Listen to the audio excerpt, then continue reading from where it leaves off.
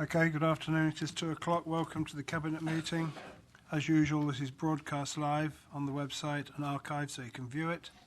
Normal warning about microphones on and off, please. Apologies for absence. We've got apologies from Ernie White. Agenda item on minutes. Okay, we've got to include Christine Redford in the list of members in attendance, which was missed off, so we'll look to that. Subject to that, I move the minutes are taken as read, confirmed and signed. Agreed. Thank you. Agenda item 2, urgent items, we have none. Declarations of interest, Pam? Just a personal interest as a member of Melton Borough Council in the distributor road in Melton Mowbray. Super. Byron? Yes, a similar thing, but I can declare that I took no part at all in the decision making about that road in recent months. I now only determine it from the point of view of the County Council. Very good. Blake? As a dual hatter and a mere district council member for Harbour District Council, I'll just declare a personal interest in 6, but that's all it is. Thanks. Good, thank you. So moving on, MTFS. So we've got Chris and Declan here, setting out the strategy for the next 4 years. I refer members to the supplementary report, which I now have got here somewhere, which was circulated on Friday. These proposals, after today, will go on to be considered by overview and scrutiny. And a reminder that public consultation starts tomorrow at www.leicestershire.gov.uk/budget. Are you doing it, Chris, or is Declan? Okay, over to you, Chris. Thank you. This is the 8th budget of reducing government grant, and they've all been very challenging, and this one is no different.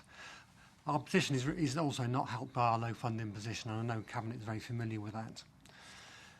The budget includes extra growth of £40 million, and that's mainly to meet adults and children's social care pressures. This year we have a particular pressure around children's social care. The number of children in care continues to grow, and it's growing by around 8% a year. So over the next 4 years, we expect we have to put an extra £15 million of growth in to meet this pressure.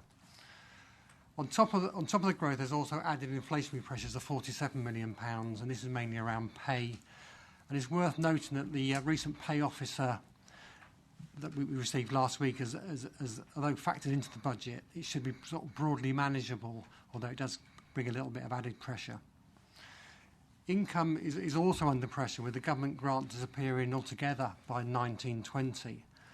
And it's worth noting that as recently as 2012-13, the government grant was over £100 million, and that will be fully disappear by 1920. The MTFS is based on a council tax increase of 4% in each of the next 2 years, and that includes the social care precept. And the last 2 years are based on a 2% increase. The social care precept drops out.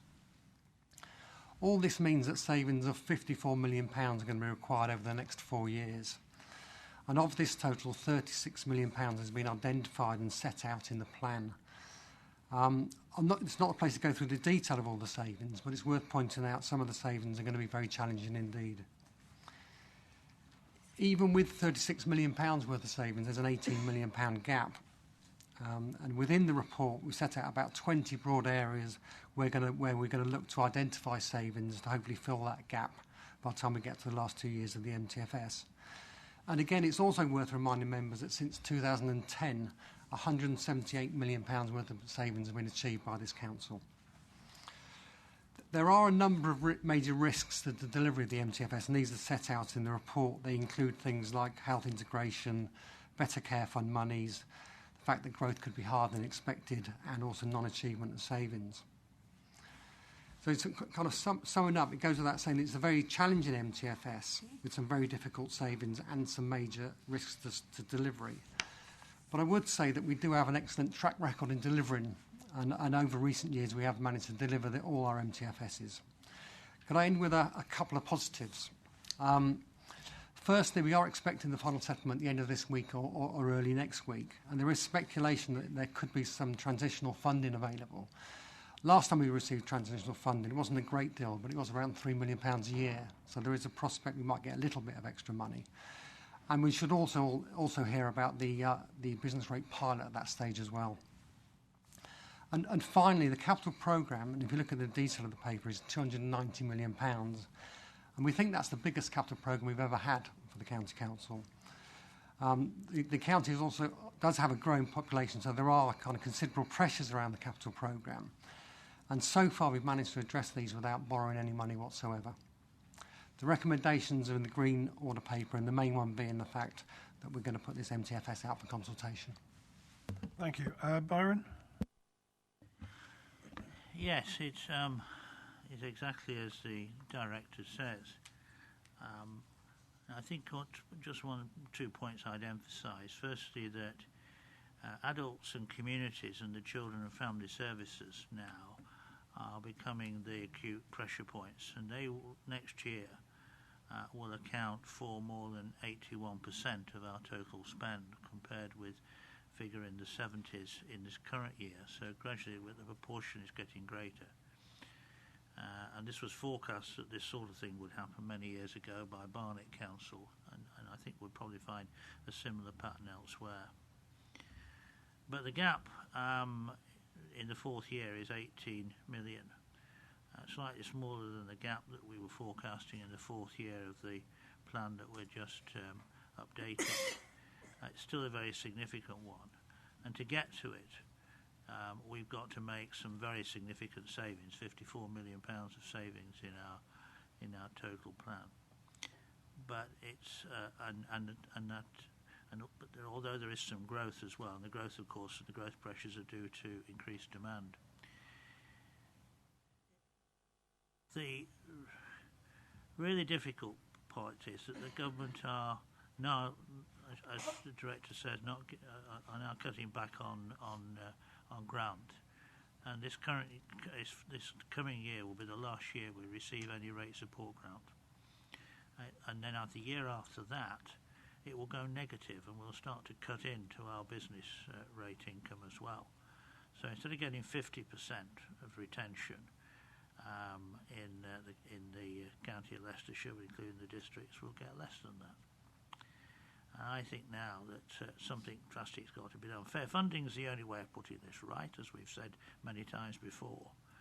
But one thing we can say is we'll keep our head above water for the next 2 years before the real pressure starts to bite. And there's many councils in the country that can't say that. So I'll move the motion on the Green Order paper. Thank you. I'll second. I mean, it's not a great place to be in. No grant. Wage increases at 2%, plus they're altering all the spine, so I was told it equates to like 5.7% by the time you've got all the new spine in. £36 million of savings identified, which are very, very challenging, which we're going to have to deliver. Another 18 million to find, and growth of 40 million because of increased demand. You know, it's a very, very difficult situation for us to be in. Anyway, I'll take any questions to Chris if we've got any. No questions, you, Chris. So we've Byron moved the motion on the Green Order paper. I've seconded it. All in favour, please show. Thank you. Moving on to Melton Mowbray Distributor Road proposals, pages 17 to 98, and a supplementary pages, pack 3 to 12. This is a long report, gives us an update on all the work that's taken place to provide an outer distributor road for Melton. This is a very important part of the Melton local plan, and I'm pleased to say that Melton Borough Council has confirmed it will financially support any unfunded element of the construction and delivery cost of the road through new homes bonus, business rates and council tax.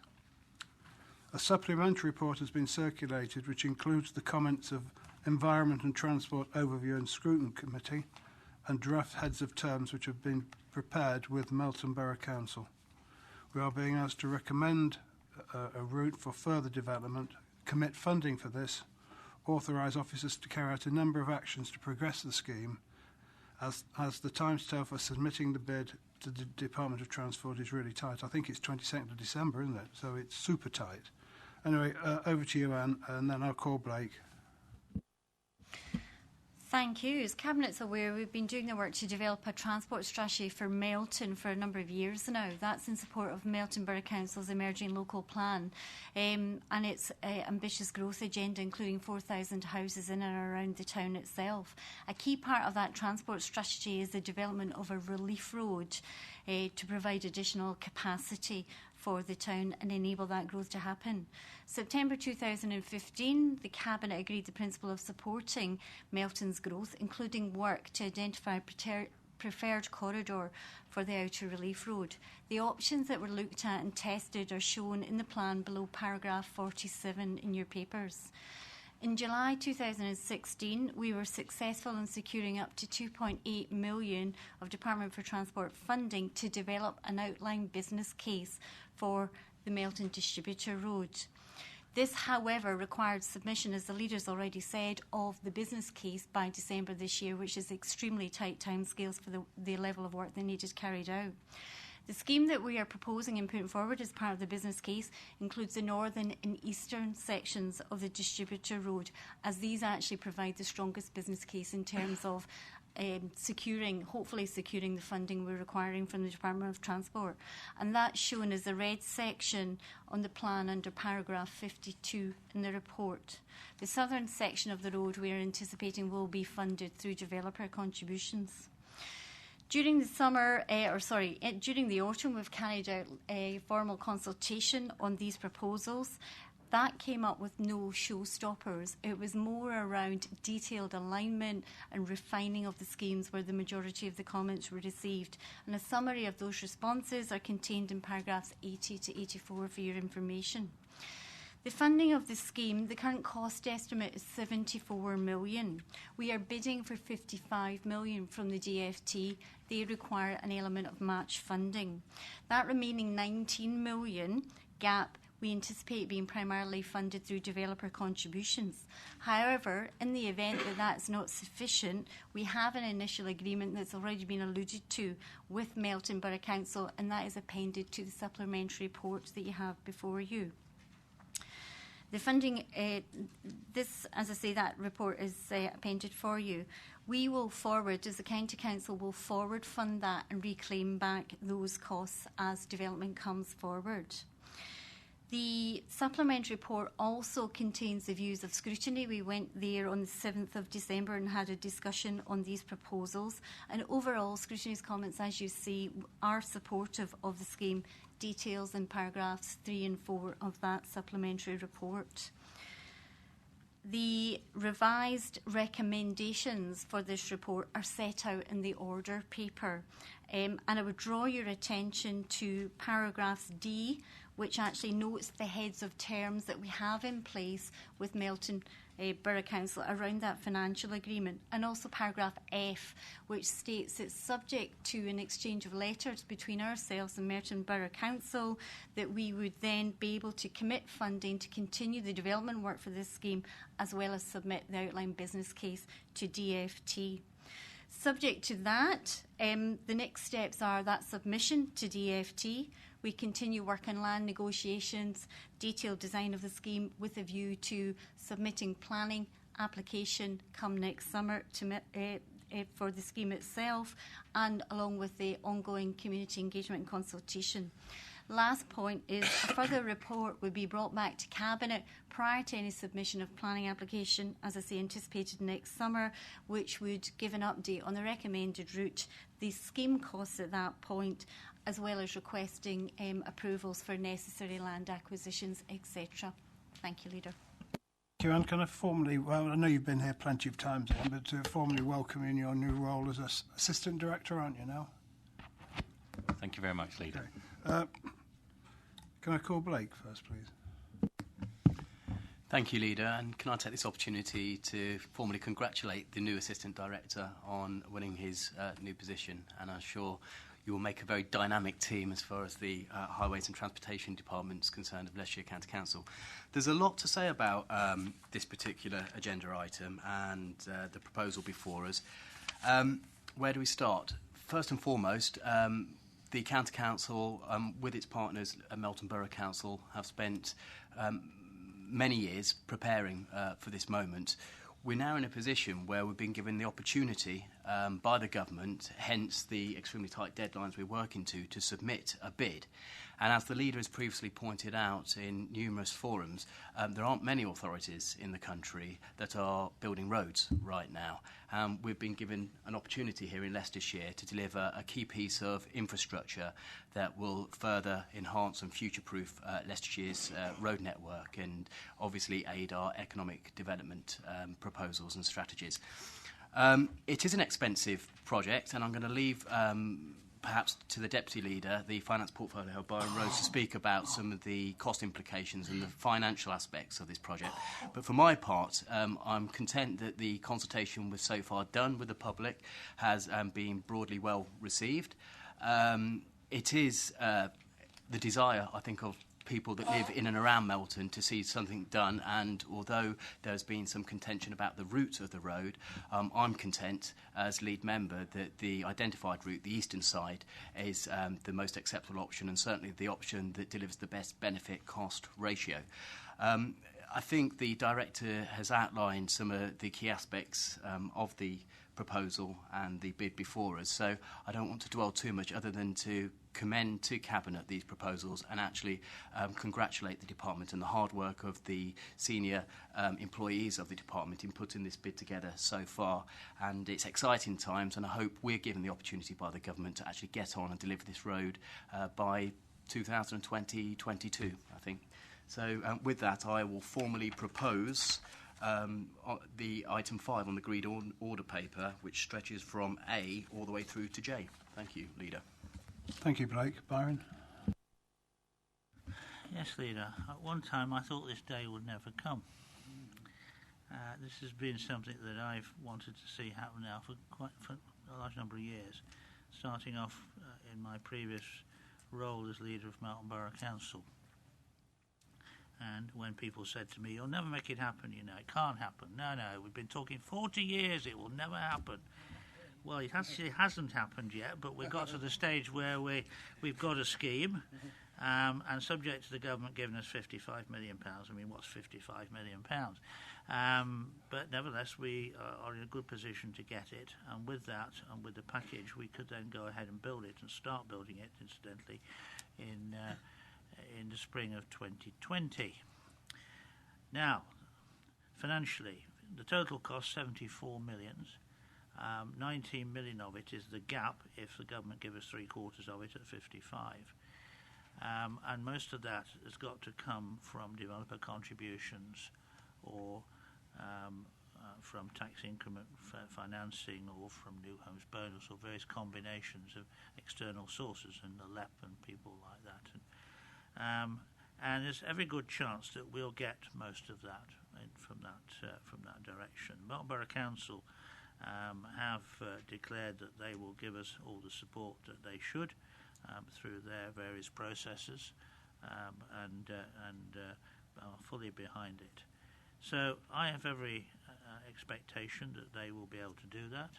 I also believe that we have the capability here to deliver this as well, and particularly with the new Assistant Director, who I saw earlier and congratulated him.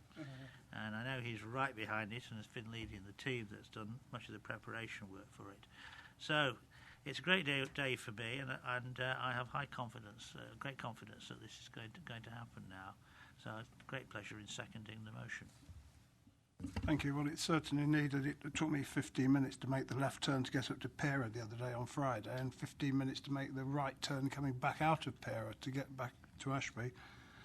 And 50 million is a lot of money we're requiring from the government, but according to the Brexiteers, it's actually only one day's payment to the EU. So we've been moved and seconded. Are we all happy?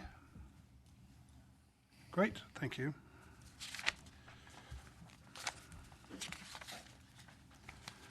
Bit more transport stuff now. Market Harbour Transport Strategy 99 to 108 and Appendix Pack 3 to 316.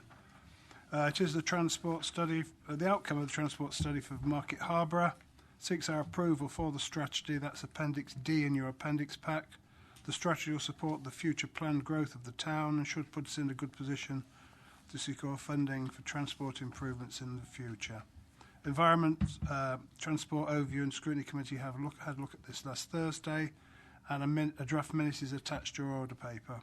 Can we also note we've had comments from local member Dr. Sarah Hill, who is in support of the strategy. These are also included in your order paper. Anne's going to start on this, I think. Are you, Anne, or is it Ian? I'm going to hand over to the new Assistant Director. Yeah. Young Ian's going to have a go. He'll be a little nervous speaking to Cabinet for the first time. And then I'm going to hand over to Blake. Ian. Thank you, Leader.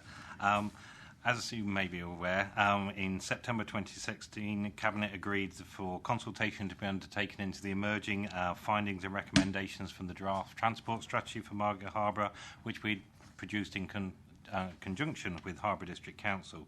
Consultation took place from January to March, with over 600 people attending key stakeholder events and public exhibitions, and we received many comments and feedback.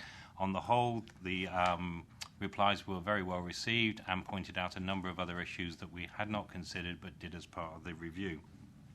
On pages 102 to 109, we detail some of the consultation responses back, and we have since reworked the strategy and bring it to yourselves here today for approval. The main areas it covers is encouraging walking and cycling, improving key junctions within the town, public realm enhancements, and changes to the way the traffic is routed around the town.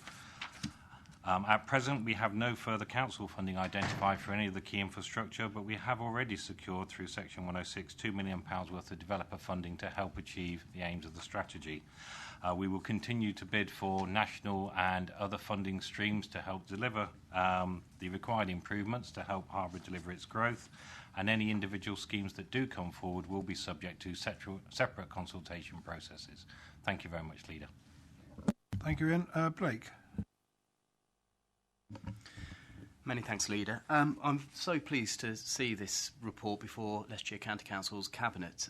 If you will indulge me, and I know we have a general principle not to talk about our other interests, but whilst I was leader of another authority, we jointly embarked on delivering this strategy, and it was borne out the fact that there was a major strategic development area just to the northwest of Market Harbour, and many of the local people were very concerned about the impacts on the traffic network in and around Market Harbour.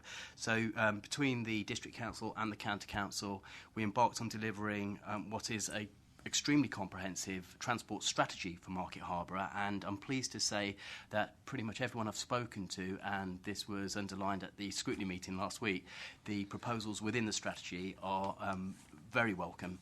And we'll just point towards the representations that have been made to Cabinet, firstly from Dr. Sarah Hill, who's one of the county councillors for the Harbour Town area, Harbour East. But I can also confirm, Leader, that Dr. Bremner, who is the other county councillor for Harbour West, contributed at the scrutiny meeting in his comments about this report, and again warmly welcomed the proposals within it. There are lots of measures in the report. Some money from that development, the strategic development to the northwest of Market Harbour, has already been accrued and will continue to accrue, which we can use for some of the measures within the report. Some of the larger schemes, such as the raising of the bridge or a link road, they will be dependent on government funding and external body funding, and the County Council isn't in a position to fund those schemes at the moment. But if opportunities do arise down the road, we will endeavour to exploit those opportunities and seek funding to realise the proposals within the strategy. So very, very pleased to commend the strategy to the Cabinet, and hopefully it will get the full endorsement of the Cabinet. Thank you, Leader. Thank you, Blake. Byron? Yes, I'm very happy to support this. Market Harbour, like Melton, also has transport needs, and this is a step forward, and I hope that eventually we'll be able to deliver everything they need to. I'm not showing anybody wanting to speak, so moved by Blake, seconded by Byron. All in favour? Thank you. Thank you. Agenda item 7, is it now? Progress with implementation of the Working Age Adult Accommodation Strategy 2017 to 2022, A Place to Live, My Home, pages 109 to 116. It's a strategy which aims to support people with long-term disabilities to live in their homes and be as independent as possible. John's going to speak to it, then I'll call Rich. John. Thank you. In March of this year, Cabinet approved the accommodation strategy for working age adults, which aims to facilitate and coordinate the Council's contribution to developing different types of accommodation with care. Whilst the Council isn't a housing authority, the strategy recognises the important role that housing plays in the health and well-being of disabled adults. And in this regard, we've worked closely with District Council, housing and planning authorities, as well as other partners, to identify opportunities and funding to support accommodation in the community for disabled people. Since March, we've undertaken a number of activities, one of which is the successful reprocurement of the new supported living care framework.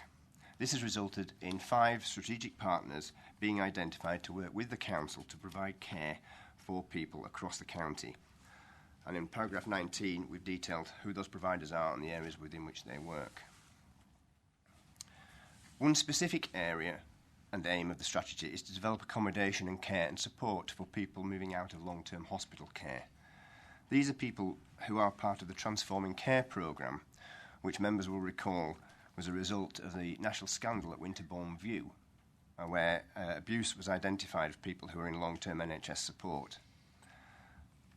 Over the course of the last year, we've put 3 bids forward, 2 of which have been successful, to NHS England.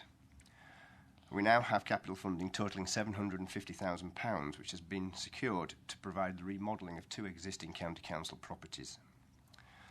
With Cabinet approval, we propose to convert a building on Devon Way in Hinckley, currently used for short breaks and respite care, into 4 long-term bespoke accommodations for people with complex and challenging needs.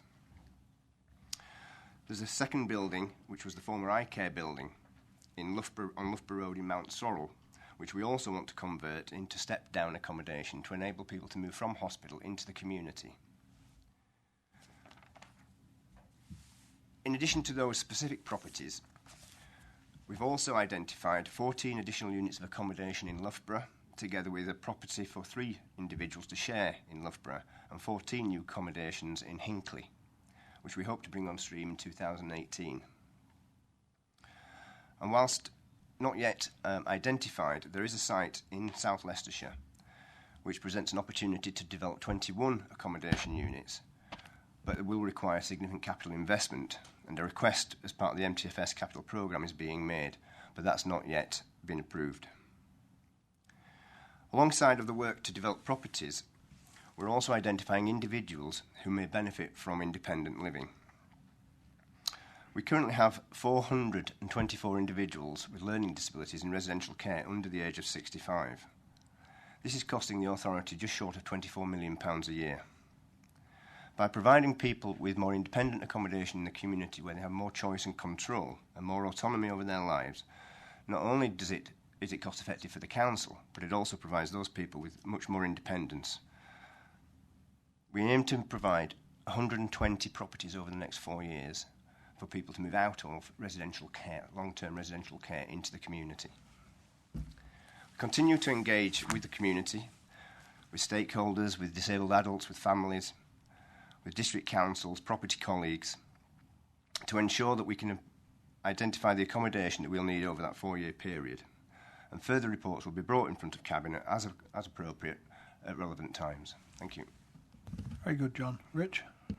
Yeah, thank you, Joe. John's covered most of the points, but I think I'll start with the Care Act 2014. Many people felt it was a failed act because it didn't explain where the money would come from for adult social care. But what it did do is it started to recognise other important things, such as the importance of accommodation in outcomes for people. And that's sort of common sense. And we all can, we all know somebody who needs help in situations like this. And if they can live in supported accommodation, and I've visited some of the schemes we've already running already, incredibly, their outcome is really important. And if they're in a supported accommodation, it makes a massive difference to their well-being for their whole lives. Indeed, as they go through their teenage years, they should be planning what future they want, what amount of small work they can do, what amount of independent living they can have. But if we don't provide the right accommodation, they get put back into the same places that we've been doing for many years. If we do it properly, Chairman, it's a virtuous circle, because we can make savings and we can give better outcomes. That's pretty pretty commendable if we can do it. It will be difficult. The most important part is to get the right blend of properties available, which aren't available at the moment. And this is, it's a relatively sort of simple paper, but actually this is covering noting the progress and also these 2 sites. You can't change a use of a site without somebody saying you should be doing something different. But actually, we've explained very carefully how we're using these sites presently and how it works well. I think the way it feeds in with the Transforming Care Plan shows how sensible it is, that the NHS are prepared to put money in it. They can see the logic. It's part of a bigger story which I hope to cover for as long as I'm doing this job, whereby anybody who's spending public money realises they've got to think of new and clever ways to do it. Because if we do it the old way in silos, there'll never be enough money. But if we can bridge the gap with the NHS and with local authorities and with housing associations, we can get some good outcomes. So I'm very pleased to commend the report and move the recommendations on page 4, 7A and B. Thank you, Chairman. Very good, Richard. Richard. Thank you, Leader. I'm pleased to second that. Previous speakers have emphasised the outcomes to be achieved. It isn't, of course, just about property. It's about sensible use of our finances with the object of good outcomes for service users. So I'm pleased to second it, Leader. Okay, I've got nobody indicating you want to speak, so it's been moved by Rich and seconded by Richard. All in favour? Thank you, John. Piece of good work, that is. Agenda item 8, working together to build great communities in Leicestershire. The Leicestershire Community Strategy 2017 to 2021. This is on pages 117 to 164. The report seeks approval for the Leicestershire Community Strategy, which supports the Council's strategic plan. It helps to develop inclusive and resilient communities who will work together with us and other partners such as parish councils and community groups to make a difference. You're going to introduce this, Tom, aren't you? Yes, that's right, Leader. And then I'll call Pam. Tom? Thank you, Leader. The first community strategy, which you approved in 2014, has set the framework for closer working between the council and its communities over the past 3 years, and has, for example, provided the policy framework within which the successful Community Managed Libraries programme has been developed. This refreshed strategy in front of you recognises that communities are often best placed to understand their own needs and develop their own solutions, and it sets out the Council's commitment to support, strengthen and empower those communities to enable them to do that. The strategy has been updated to take account of lessons learned in implementing the first strategy and has also been informed by an extensive engagement exercise with partners, stakeholders and communities. And paragraphs 18 to 24 summarise the extensive engagement undertaken, including the holding of a well-attended community summit and several events with parish and town councils. The comments made on the plan are summarised in paragraphs 25 to 30, including comments made by the Scrutiny Commission, which are set out in full in Appendix A, and the strategy has been amended to take account of the comments made both by consultees and by the Commission. Implementation of the strategy will be supported by development of a more detailed action plan, which is under preparation. Recommendations are as on the order paper, including to approve the updated strategy. Thank you, Tom. Pam? Thank you. This is a very different strategy to the ones that we've had in the past. It's looking to the future. It's bearing in mind all the things that we in the past have done because we'd got the money to do, but perhaps now we can't do as many things as we used to do. But what it's doing, it's giving people their independence and giving communities the chance to work together, to look after each other, to develop the things in their areas that are of benefit to them. And we need to work very closely with parish councils, town councillors, the voluntary sector, so that we have got the people there that can help those communities do what it is that they want to do to better their existence living there.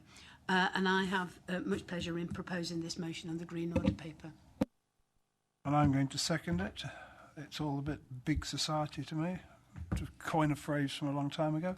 Are we all happy with this then? Thank you. Thank you, Tom. 9, that'll be Gary. Coming to Regulator of Investigation Powers, the RIPA Act, an annual report to us Gary's going to tell us about it, then it's actually my portfolio, isn't it, Gary? Over to you. It is indeed. Thank you, Leader. This is an annual report that's brought to Cabinet. It starts its journey in corporate governance first. Essentially, it deals with the County Council's use of surveillance, which is regulated by the Regulation of Investigatory Powers Act. The codes of practice made under that legislation requires elected members of a local authority to review the authority's use of surveillance and set the policy at least once a year. In a nutshell, for local authorities, surveillance is of three types. Directed surveillance, which is the observation either using surveillance equipment or otherwise. Covert human intelligence sources. In a local authority environment, that tends to be test purchase officers of the Trading Standards Service, certainly with Leicestershire County Council, and comms data, which is access to communications data. I will say that for a local authority, we're not entitled to see the content of an email or a communication, but merely the subscriber details, for example, of a mobile phone. In 100% of the cases this year where surveillance was used, it was used by the Trading Standards Service and no other services within the County Council. Members also ought to note that there is an additional layer of scrutiny in relation to surveillance undertaken by local authorities, in the sense that we have to make applications to the Magistrates' Court. So we can authorise it internally, but then we're off to the Magistrates' Court to seek their agreement also. This year, there were only 2 directed surveillance authorisations and 1 communications data. A typical scenario would be a rogue trader visiting an elderly person, perhaps a victim of a scam, and the only method in which the Trading Standards Officer can obtain details about that trader call-in is to obtain the subscriber details of the mobile phone number that's left. So that would be an example. There was one occasion at the Magistrates' Court this year that a district judge rejected an application, and that was basically on evidential grounds, and that related to the supply of illicit tobacco. So we welcome the additional level of scrutiny in that respect. There's no more to add apart from it's likely that we'll be back here probably in June, because there is some new legislation coming into play, which is in the Investigatory Powers Act, and that will make some changes and may put some additional requirements on local authorities. If there's anything else I can assist you with. No, Gary, I think you do a good job down there on relatively small resources, but I think you're performing excellently well. So I'll move the motion on the Green Order paper. Yes, Peter, I'll second that. I used to be in that field on the Cabinet when I had the portfolio for community safety many years ago, and also for trading standards. So I knew something of what Mr. Connors has been telling us.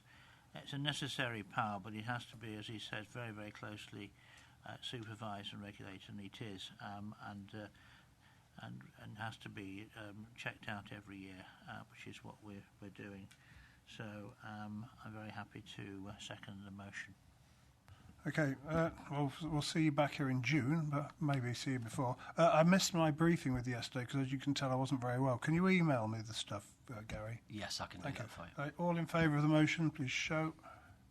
Thank you. Thank you, Gary.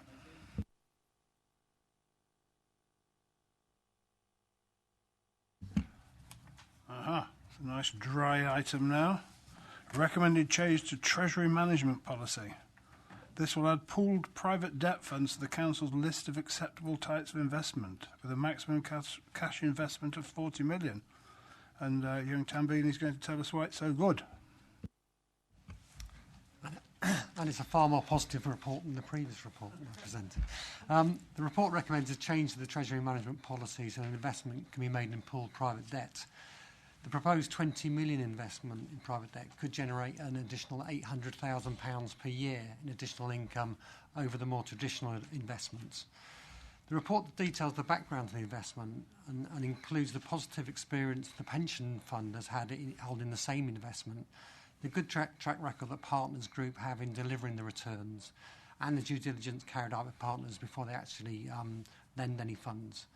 The current Treasury management policy is low risk, with the security funds being the primarily important. By accepting this change, the risk profile will increase slightly, but not in any significant way. And the recommendations set out in the Green Order paper. Yep, I agree with you. Byron? Yes, I'm very happy to move this. It's a welcome extension to our powers. It will give us a chance, as the Director says, to raise up to another £800,000 a year. The risk can be contained. I'm very happy with the measures that are being proposed, so I will move the motion on the Green Order paper. Richard? Happy to second that, Leader. Nobody indicating to speak. All in favour? Thank you, Chris. Don't spend it all at once. Items revert for motor vehicle scrutiny. We have none. Items the Chairman decided to take as urgent. None. So that's the end of the meeting. Thank you very much.